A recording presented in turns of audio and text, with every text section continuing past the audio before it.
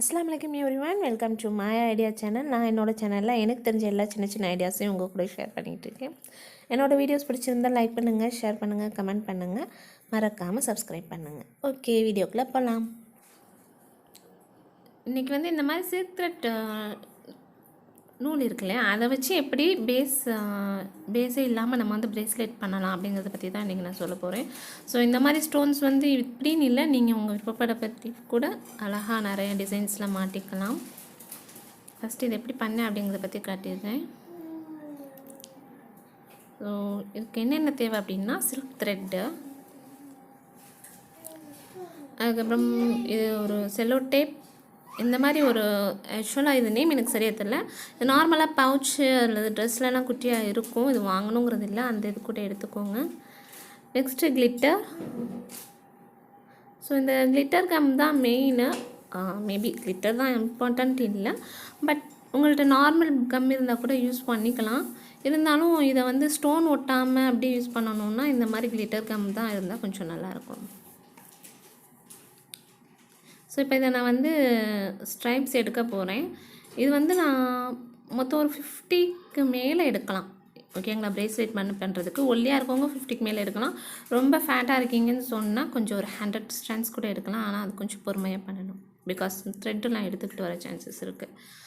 So இது எப்படி பேசிக்காக பண்ணுறதுங்கிறது நிறையா வீடியோஸ் ஏற்கனவே ஒரு வீடியோ போட்டிருக்கேன், ரொம்பவே பேசிக் மெத்தட் பற்றி. அது பார்க்கணுன்னு விருப்பப்பட்டிங்கன்னா டிஸ்கிரிப்ஷனில் லிங்க் கொடுக்குறேன், பார்த்துக்கோங்க. இந்த மாதிரி ஃப்ளாட்டாக தான் இருக்கணும், அதை ஏற்கனவே அதில் சொல்லியிருப்பேன். ஸோ எப்போதுமே நார்மலாக நம்ம டக்குன்னு கட் பண்ணிடுவோம்ல, இப்போ அப்படி இல்லை. நான் கீழேருந்து மேலே வரைக்கும் எந்த இடத்துல கட் பண்ண போகிறோமோ அதுக்கு மேலேயும் கீழேயும் நல்லாவே நிறைய கம் வச்சு அதை ஒரு பேப்பர் அல்லது ஒரு கவர் ஏதாவது ஒரு திங்ஸ் வச்சுக்கோங்க, அதை வச்சு லைட்டாக ஸ்ப்ரெட் பண்ணி விடுங்க. ஏன் அப்படின்னா கையில் பண்ணும்போது கையில் ஒட்டும், அடுத்தடுத்து எல்லா திங்ஸ்லேயுமே ஒட்டிக்கிட்டே இருக்கும். ஸோ அதனால் கொஞ்சம் அந்த மாதிரி ஏதாவது யூஸ் பண்ணி அந்த கம்மை நல்லா ஸ்ப்ரெட் பண்ணிவிடுங்க. ஸோ சைடில் உள்ள கம்மெல்லாம் வேஸ்ட் பண்ணாமல் எல்லாத்தையுமே எடுத்து சென்டரில் நல்லா நூல் மேலே ஒட்டிடுங்க. இப்போ வந்து எந்த இடத்துல கட் பண்ணணுமோ அந்த இடத்துல கட் பண்ணுங்கள். இப்போ மேலேயும் கீழே என்ன ஆகும்னு சொன்னால் நல்லா ஒட்டிக்கிட்டு கொஞ்சம் காஞ்சு இருக்கும். என்ன தான் நம்ம கட் பண்ணி விட்டாலும் எடுத்துக்கிட்டு வராது.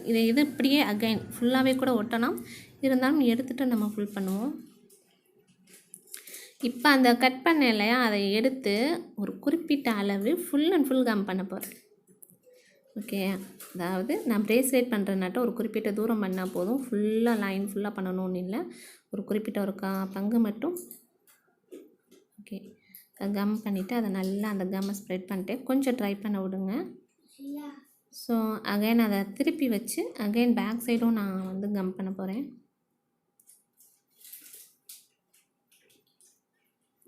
ஓரளவு காஞ்சது லைட்டாக எடுத்து விட்டுருங்க, இல்லைன்னா ரொம்ப அந்த நம்ம இதில் வச்சுருக்கோமோ அதில் ஒட்டிக்க சான்ஸ் இருக்குது. ஸோ இப்போ அகைன் இதை பெரட்டி வச்சு இந்த பக்கமும் நான் லைட்டாக கம் பண்ணிக்கிறேன். அப்போ தான் நல்லா ஃபுல்லாக ஸ்டிஃபாக நிற்கும் இல்லையா, அதுக்காக.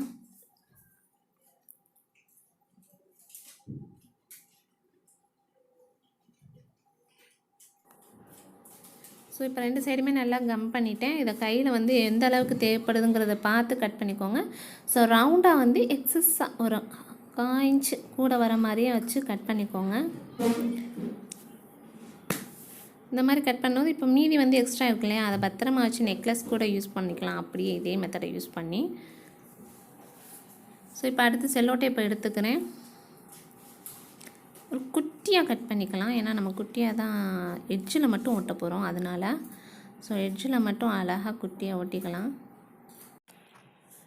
ஸோ இந்த செல்லோ டேப் போட்டினதுக்கப்புறம் நம்ம என்ன பண்ணலாம்னா, இந்த இதை வந்து 2 mm குட்டியாக சமமாக எடுத்துக்கலாம். ஸோ அந்த இது மேலே இப்போ அகைன் செல்லோ டேப் மேலே வச்சு இதை நான் வந்து பின் பண்ண போகிறேன்.